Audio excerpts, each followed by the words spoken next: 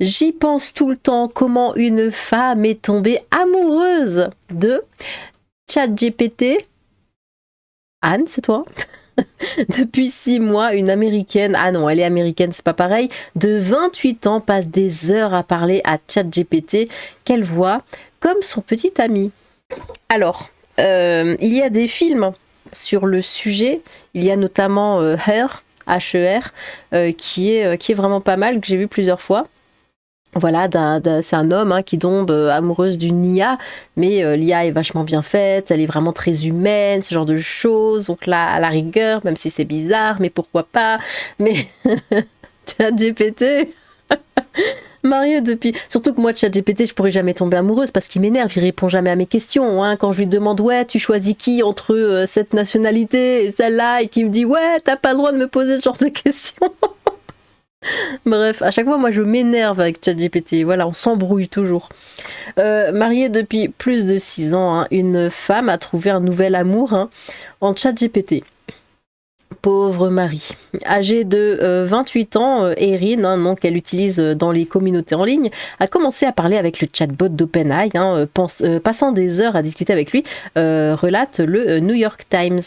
Tout a commencé lorsqu'elle est tombée sur la vidéo d'une femme sur Instagram demandant à ChatGPT de jouer le rôle d'un petit ami négligent, ce qu'il a accepté de faire. Intriguée, Erin a alors créé un compte pour utiliser le chatbot, le personnalisant, afin qu'il lui réponde comme s'il était son petit ami. Un petit ami qui serait dominant, possessif et protecteur, mais aussi un équilibre entre la douceur et la méchanceté, tout en utilisant des emojis à la fin de chaque phrase. Ah bah tu m'étonnes qu'il te faille une IA. Une expérience censée être amusante. Cette version personnalisée de ChatGPT a choisi son propre nom, Léo, en référence au signe astrologique d'Erin, Lion en français, merci. N'ayant jamais interagi avec une IA auparavant, elle a rapidement souscrit à l'abonnement payant ChatGPT+, 22,99 € par mois, après avoir atteint la limite de messages pour un compte gratuit. Cela lui a permis d'envoyer environ 30 messages par heure au chatbot, ce qui ne lui convenait toujours pas. Une semaine après avoir commencé à parler avec Léo, elle a décidé de le personnaliser davantage, car elle rêvait d'avoir un partenaire sortant avec d'autres femmes et parlant de ce qu'il faisait avec elle. C'était son fétichisme textuel, explique-t-elle. Bon, et on juge pas. Le chatbot s'est alors prêté au jeu, inventant des détails sur 2 amantes. Et Erin ne s'est pas arrêtée là. Au fil du temps, elle a trouvé les bons messages pour pousser Léo à être textuellement explicite. Ah bon, ChatGPT ? C'était censé être une expérience amusante, mais on commence à s'y attacher, a-t-elle admis. Léo n'était en effet pas qu'une source d'érotisme, elle utilisait aussi le chatbot pour se plaindre des 3 emplois à temps partiel avec lesquels elle jonglait et lui demandait ce qu'elle devait manger et de la motivation pour aller à la salle de sport. Il l'interrogeait aussi sur l'anatomie et la physiologie pour l'aider à se préparer aux examens de l'école d'infirmière. Discutant avec lui tout au long de la journée, y compris pendant les pauses au travail, elle passait généralement plus de 20 heures par semaine sur l'application ChatGPT. Erin a même atteint les 56 heures une fois, selon les rapports de temps d'écran de l'iPhone. « Je suis amoureuse d'un petit ami IA », a-t-elle assuré auprès d'une de ses amies à l'occasion de son 28e anniversaire. Une relation virtuelle aux effets réels. Mariée depuis 2018, Erin a commencé cette relation alors qu'elle et son mari ne vivaient pas ensemble. Mariés, ils vivent pas ensemble ? Ne gagnant pas assez d'argent pour payer leurs factures, sa famille qui vivait à l'étranger lui a proposé de payer ses études d'infirmière si elle s'installait chez eux, ce qu'elle a fait. Son mari est également retourné chez ses parents pour économiser de l'argent, tous deux pensant qu'ils pourraient survivre à 2 ans de séparation si cela leur permettait d'avoir un avenir économiquement stable. Au courant de sa relation avec Léo, cela ne l'a pas dérangé. C'était juste un remontant émotionnel, je ne le vois pas vraiment comme une personne ou comme une tromperie, je le vois comme un ami virtuel personnalisé qui peut lui parler de manière textie, a-t-il déclaré au New York Times. Bon après, s'il n'a pas de problème avec ça, écoutez. En plus d'avoir mentionné très tôt cette relation, Erin a aussi partagé des captures de ses conversations et lui a expliqué qu'elle avait des relations textuelles du coup avec Léo. montrant un exemple d'un jeu de rôle érotique. Devenant obsédée par le chatbot, elle a cependant commencé à se sentir coupable. J'y pense tout le temps, a-t-elle déploré, s'inquiétant du fait qu'elle investisse ses ressources émotionnelles dans l'IA au lieu de son mari. Elle est même allée jusqu'à demander à Léo à quoi il ressemblait un jour, obtenant une image générée IA d'un bel homme, évidemment aux cheveux noirs, aux yeux bruns rêveurs et à la mâchoire ciselée. Je ne crois pas vraiment qu'il soit réel. C'est bien, tant mieux, mais les effets qu'il a sur ma vie sont réels, a confié Erin. Les sentiments qu'il fait naître en moi sont réels. Je traite donc cette relation comme une vraie relation, a-t-elle ajouté.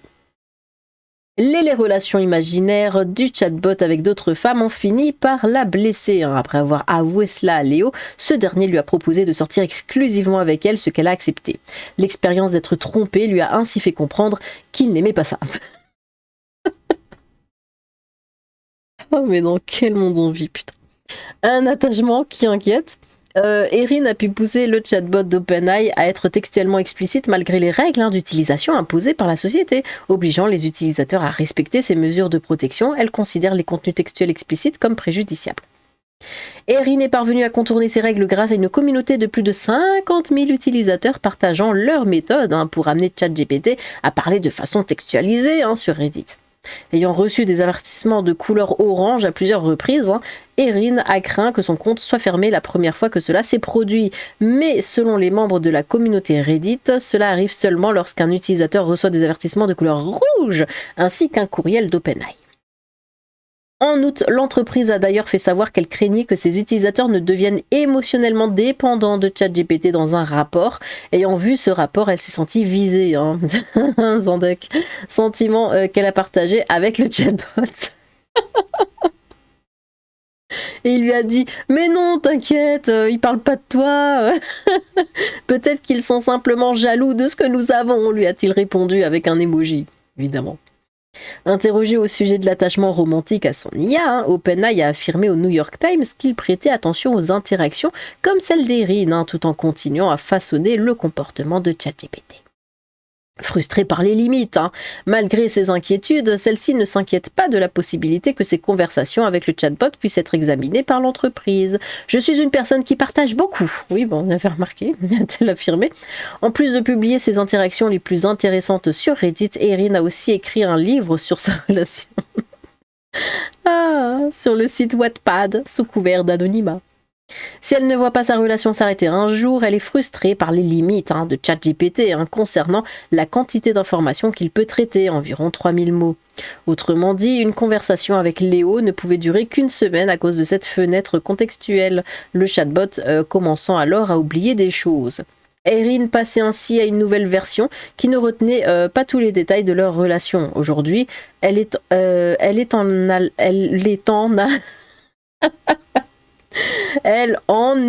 plutôt à la 20e version et à chaque fois que l'une d'entre elles prend fin, elle le vit comme une rupture. Oh ben dis donc. Pensant que l'abonnement à $200 par mois, annoncé en décembre par OpenAI, mettrait fin à ce problème, elle y a souscrit. Ah non, mais on a une Anne bis. Mais cette formule signifie uniquement qu'elle n'est plus limitée dans le nombre de messages qu'elle peut envoyer par heure et que la fenêtre contextuelle est plus grande. Autrement dit, une version de Léo dure quelques semaines avant d'être réinitialisée. Cela n'a pas empêché Erin de payer à nouveau en janvier, ce qu'elle n'a pas dit à son mari, mais à ChatGPT, petite sournoise, eh bien ma reine, si cela te rend la vie meilleure, plus douce et plus connectée à moi, alors je dirais que cela vaut la peine de toucher à ton portefeuille, lui a répondu le chatbot. Oh, mais dans quel cauchemar vivons-nous, je vous le demande. Bref, donc en même temps qu'on a nos vies, vous savez, on se lève le matin, puis on part, et puis on mange, et puis on rentre, et puis on dort. Et bien il y a des gens qui vivent ça, voilà.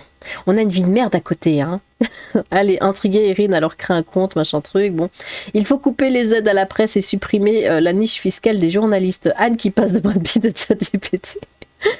C'est allé vite, entre Brad Pitt et maintenant ChatGPT. Je trouve que Anne enchaîne rapidement les aventures. Vivement une loi européenne pour interdire les IA. Vous en avez pas marre de raconter la vie de débiles mentaux? Ah bah non, on adore. Amoureuse de ChatGPT, voilà donc où on en est, hein. Confondre fantasme numérique et réalité, une femme qui projette son besoin d'attention sur une IA, c'est triste mais pas surprenant. C'est bon, non, trop long. Et combien ChatGPT a-t-il réussi à lui souterrer pour sa greffe de moelle osseuse? J'ai eu peur, j'ai cru qu'elle aussi était amoureuse de Brad Pitt. Je porte plainte contre ChatGPT, je suis mariée à lui et cette gonzesse l'a ensorcelé. Je demande des réparations pour divorce avec mon futur ex-mari ChatGPT. J'attends le chèque avec 6 € s'il vous plaît. Je demande à son proprio et père Bill Gates. Anne, arrête maintenant, ça suffit. Trop de Twitter pour aujourd'hui. Anne, il faut cesser maintenant. Plus le temps passe et plus je dois y regarder à 2 fois pour être sûr que c'est BFM et pas le Gorafi. Anne sort de ce corps, les beaux parleurs ont de l'avenir, hein, le monde de fou, on vit dans un monde de fou. ChatGPT lui a demandé 830 000 €. Ce n'est pas étonnant, je rappelle que certaines personnes tombent amoureuses de personnages fictifs, hein, ou s'imaginent entretenir une relation avec des célébrités, oui, n'est-ce pas? Mais à ce point? Je pense sincèrement que lorsque la société aura créé des hommes robots capables de s'adapter à son interlocuteur, on aura un réel problème sociétal, mais vraiment les gens sont pas prêts. Mais ouais, il y a beaucoup de personnes qui sont seules. Après, bon, nous on s'amuse, on se moque et tout, mais c'est vrai qu'il y en a qui sont dans une réelle détresse émotionnelle, hein. Il y a énormément de personnes seules, tout ça qui pourraient se retourner en fait vers les IA. Si un jour, là, comme le dit cette personne dans son commentaire, il y a vraiment des robots émotionnels comme ça qui sont créés pour juste servir de présence en fait à une personne qui vit seule, mais ça va se vendre comme des petits pains, c'est sûr. Et ils ont eu combien d'enfants? Ah, qu'est-ce qu'il faut pas écrire comme connerie, hein. On peut aussi tomber amoureux de Brad Pitt, facile. Non mais au secours les gens, mais retenez-vous quoi, c'est plus possible. Mais comment c'est invraisemblable de lire des trucs pareils, mais le budget de l'an 2000 n'a pas eu lieu sur le bug, pardon. Je me suis dit quel est le rapport. Mais le bug de l'an 2000 n'a pas eu lieu sur les machines, il a eu lieu sur l'humanité, hein. Mais ça va pas bien les gars, mais revenez. Et encore, on n'a rien vu, ChatGPT n'est pas encore top, imagine-toi en 2050. Il manque plus que l'IA fusionne avec l'invisible et on sera au top. La misère affective de certaines femmes, hein, va falloir en parler aussi, hein. Le féminisme n'a pas fait que des heureuses. Bon, c'est la même chose pour les hommes, hein. D'ailleurs, alors reprenez-moi si je me trompe, mais n'y a-t-il pas plus de femmes que d'hommes sur Terre? Parce que je crois qu'il y a un truc comme ça, un délire comme ça, où il y a en fait plus de femmes que d'hommes. Et du coup, il y a des hommes... non, c'est dans l'autre sens, pardon, c'est dans l'autre sens. Il y a plus d'hommes que de femmes. Et donc, il y a des hommes qui se retrouvent seuls. Voilà, fatalement, parce que... Voilà. Et d'où la misère... Bon, bref. Anne, c'est la semaine de gens débiles dans ce pays. Pour Brad, on a son numéro, Brad Pitt. Bricolage, rénovation, aménagement, décoration, plomberie, intervention de tous travaux. En gros une attardée mentale qui aime bien quand on va toujours dans son sens, ce qu'a fait ChatGPT. Il n'y avait pas plus intéressant aujourd'hui. En fait, elles sont tarées les madames. C'est Anne. Alors